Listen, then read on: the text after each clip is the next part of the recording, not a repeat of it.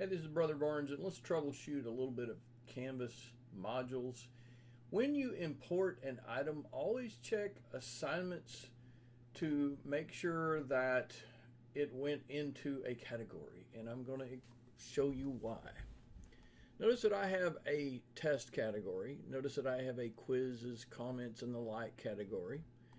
And then here's an imported assignment. Well, I want that to go into quizzes, comments, and the like.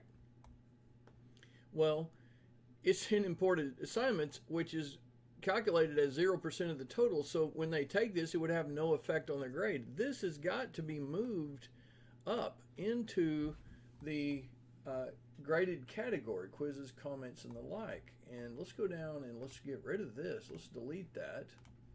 And then the other big thing is, and this is why it's good to just kind of keep going through Canvas, like as I've said before, it's like combing out your sister's hair. You just have to do it over and over and over so that you get all the little tangles out. Well, here's another big thing. Notice that I have honor lock test 50% of the total and quizzes 25%. There are no other categories. It should add up to 100.